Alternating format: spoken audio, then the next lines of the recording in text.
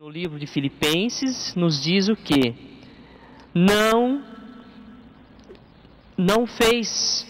se valeu da sua condição de Deus, mas esvaziou-se, despojou-se inteiramente de toda a sua riqueza, de toda a sua nobreza, para se tornar como um de nós. Vejamos só, o rico tem roupas vestido de roupas esplêndidas, cheias de pedras preciosas, coisas belas. E qual é a roupa do pobre?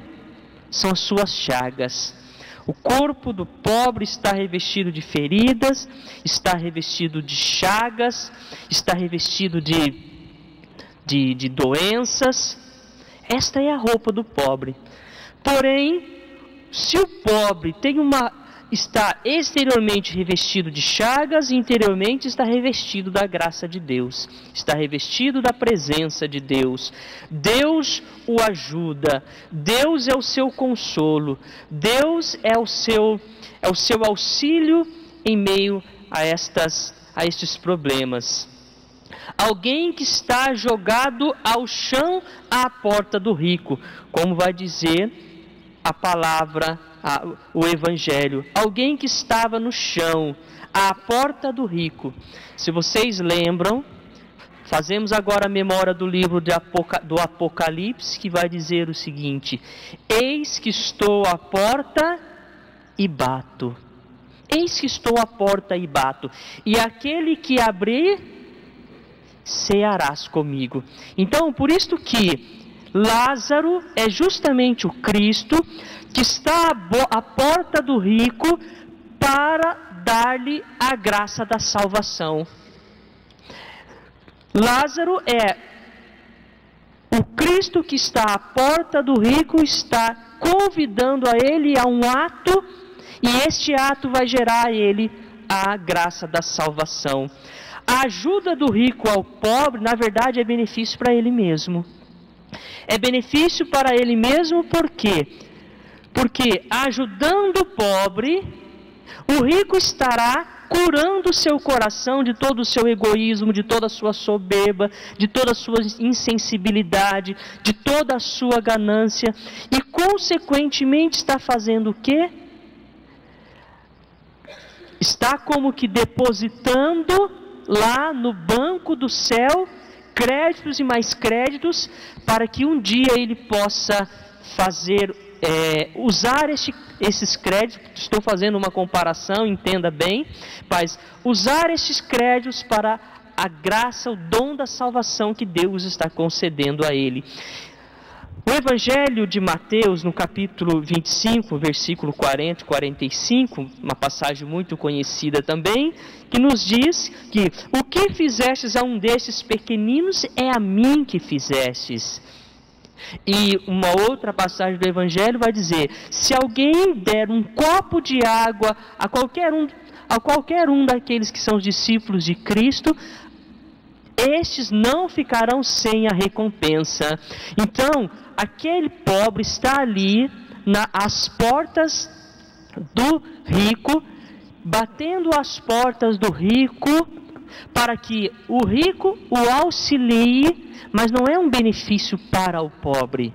Sim, também é um benefício para o pobre, mas muito mais é um benefício para o rico. É muito mais um benefício de salvação para o rico. É o Cristo que bate à porta e diz: eis-me aqui, se você abre, eu cearei contigo.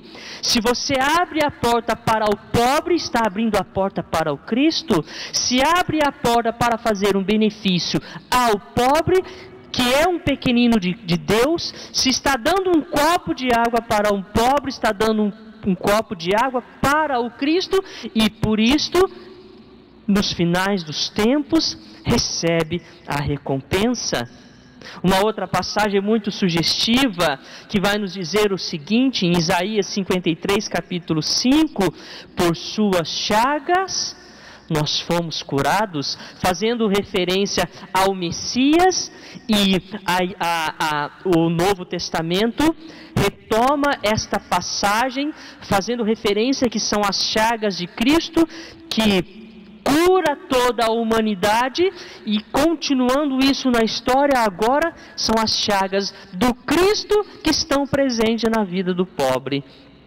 Das chagas do Cristo que está presente na vida do pobre, e uma vez que cada um de nós auxilia na cura destas chagas, está transformando estas chagas em chagas de salvação para nós, não porque é a chaga do pobre, mas porque é o Cristo presente na vida do pobre.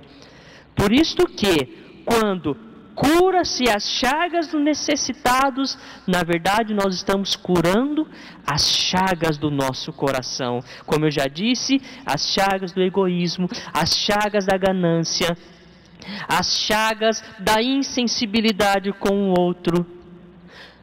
Repito, ali o benefício maior não é para com o pobre, mas é para com o rico. É Cristo ali batendo na porta do rico e dizendo: abra a tua porta e eu cearei contigo e concederei a ti o dom da salvação. Mas, como nós podemos perceber, a misericórdia faltou para com o rico. Se o pobre não encontrou no rico a misericórdia que ele estava buscando, em quem o pobre encontrou misericórdia? Em quem o pobre encontrou misericórdia? No cachorro. Os cachorros iam até o pobre para fazer o quê? Lamber as feridas. Veja que contraditório isto. Está ali o cachorro lambendo aquelas feridas, e o fato de estar lambendo aquelas feridas, o que acontece? Por causa de substância na língua do cachorro, promove a cicatrização. Então, o ser humano foi incapaz de sensibilizar-se com o seu próximo, o ser humano foi incapaz de olhar com misericórdia para com os seus semelhantes, e o cachorro, ao contrário, está lá, sendo o auxílio do pobre, ajudando o pobre, lambendo as suas feridas, promovendo um pouco do alívio que o pobre estava buscando nos ricos. Continuando a passagem, nós vamos ver o seguinte: morreu o pobre. Ao morrer, a palavra, ao descrever a morte do pobre, diz o quê? Que o pobre é levado ao seio de Abraão. Não falou da sua sepultura, não falou do seu túmulo, falou que o pobre foi levado para o seio de Abraão, o pai da fé. Porque como o pobre, ele está cheio da fé, cheio da graça de Deus, cheio da esperança de Deus, ele é enviado para o lugar onde é o seio da fé. O seio da fé é o seio de Abraão, o pai da fé, o pai dos crentes. Como o coração do pobre está cheio da graça, cheio da confiança, cheio da fé, cheio da esperança de Deus, ele é colocado no seio de Abraão, no local da fé. Então, vejam só, em terra, o que o coração se enche em terra determina, podemos dizer, o lugar para onde o ser humano será levado depois.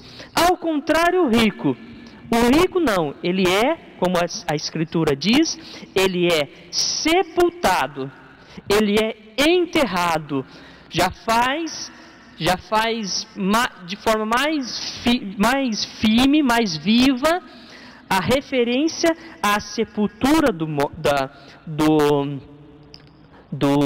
rico. Inclusive diz, na região dos mortos, no meio dos tormentos. A sepultura é o lugar da podridão, o lugar do vazio. Próprio Jesus disse, quando vai fazer a comparação dos fariseus, que diz dos sepulcros caiados, belo por fora, mas cheio de podridão por dentro, cheio de morte por dentro. E é ali que está então o o rico que colocou as suas seguranças na terra, permanece agora na terra, na sepultura, na região dos mortos, na região dos tormentos. Como ele se apegou à terra, ele agora não é levado para o seio de Abraão, ele permanece nela, permanece na região dos mortos. Há uma outra passagem do Evangelho que ilustra isto. Onde está o teu tesouro, aí estará o teu coração. Onde está o teu tesouro, aí estará o teu coração. Qual era o tesouro do pobre? Era o Deus que ajuda, era o Deus que consola, é o Deus presente na vida dele. Então, o coração dele agora encontra-se diante de Deus. Onde está o coração do rico? O coração do rico está nos seus tesouros na terra, na sua vida terrena. Então seu coração permanece agora escravo da sepultura, escravo da região dos mortos. Por isto que lá da sua sepultura, experimentando a dor, experimentando os tormentos, o que faz o rico? Olha para o céu e começa a dizer: Abraão, não disse Abraão, disse: Pai Abraão, tende piedade de mim. Pai Abraão, tende misericórdia de mim. Vejam só como é contraditório.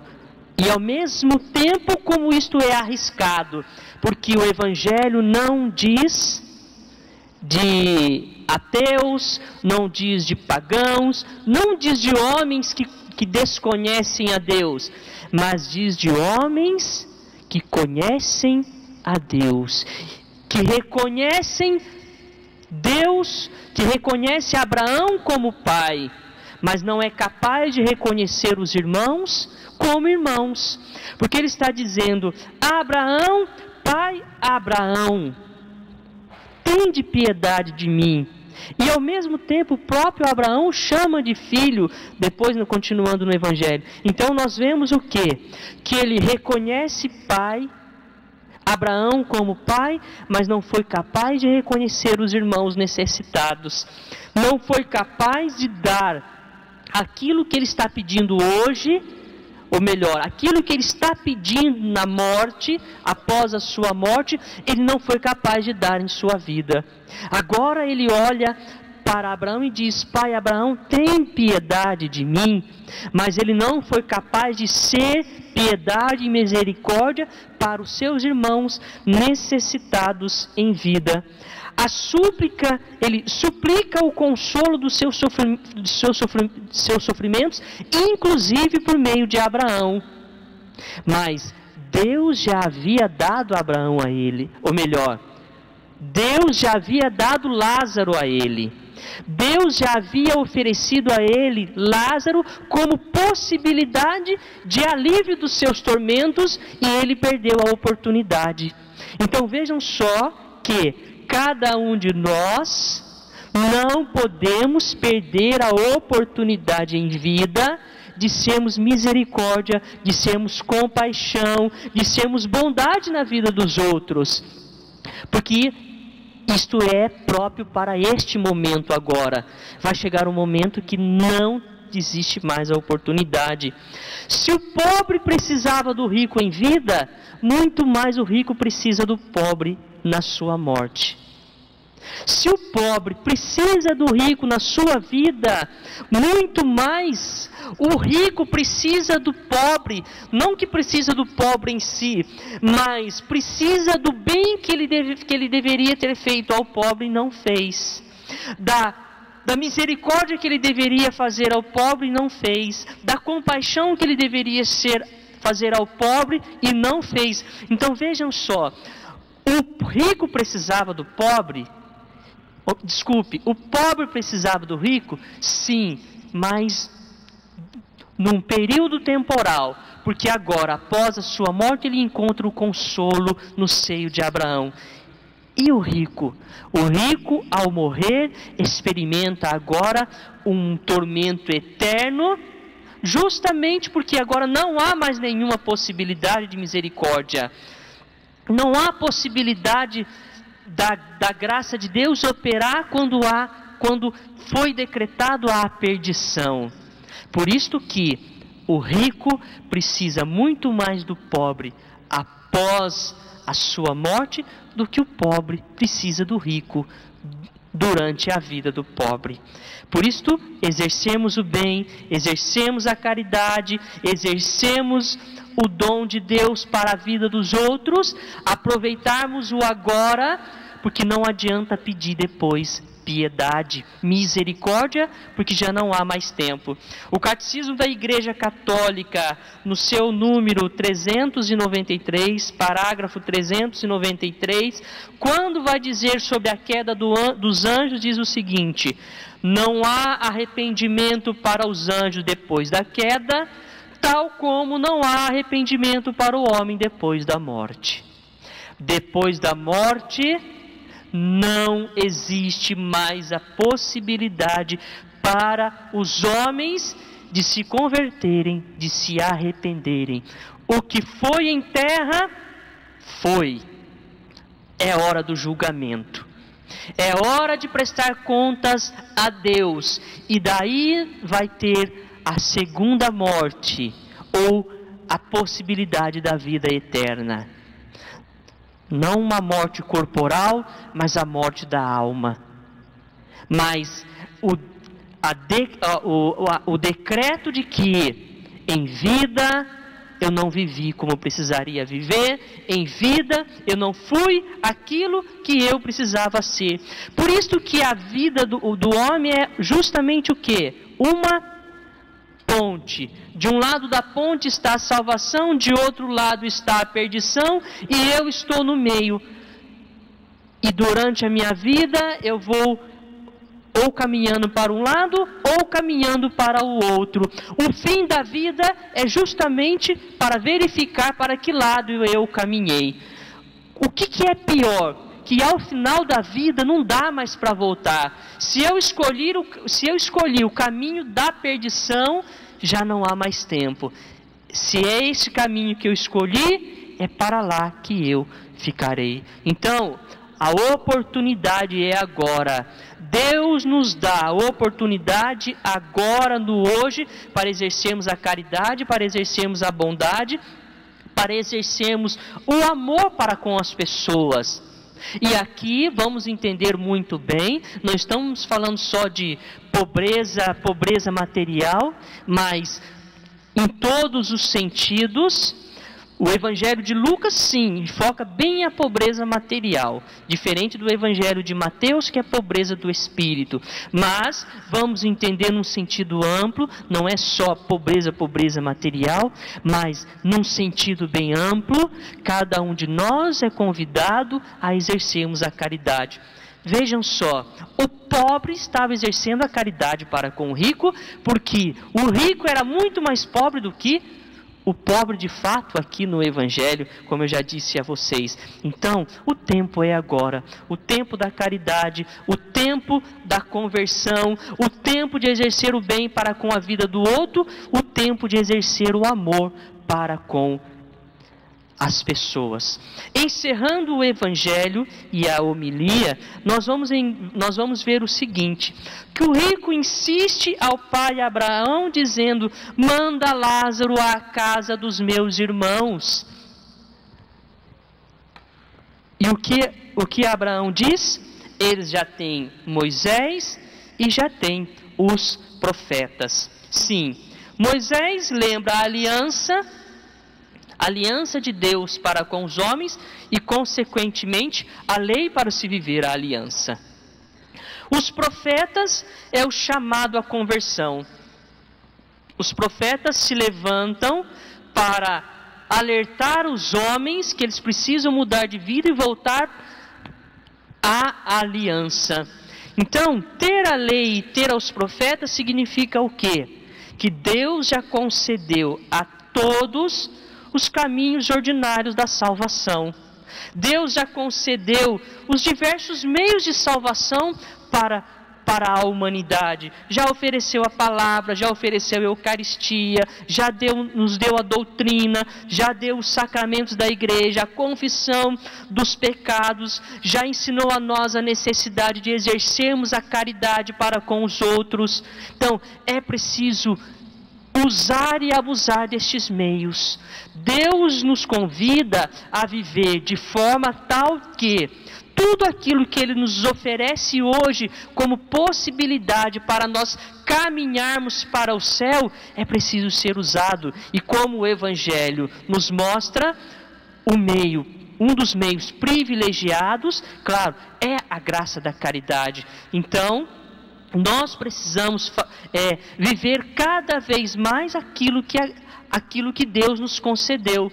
A graça da Eucaristia, a graça da caridade, o dom da doutrina que Ele nos concede, a vivência dos sacramentos e tudo mais, são os meios de salvação. Não adianta dizer, vai ressuscitar um morto e as pessoas vão se converter. Basta nós lembrarmos do Evangelho. Lázaro, um outro Lázaro, não esse, o Lázaro lá no Evangelho de São João, ressuscitou, não ressuscitou? Alguém converteu? Não, pelo contrário, queria matá-lo. Jesus Cristo ressuscitou, não ressuscitou?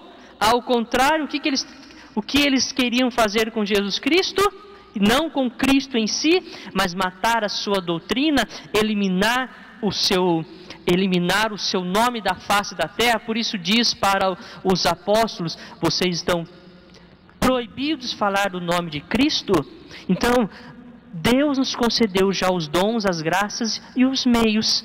A Quaresma é para nós mais uma possibilidade de nós voltarmos à vida na graça de Deus, na conversão de Deus, usufruirmos dos bens, dos presentes, das graças que Deus nos deu, para que a nossa vida seja uma vida rumo ao céu. Finalizo com o seguinte: a nossa vida é esta ponte, de um lado a salvação, de outro lado a perdição.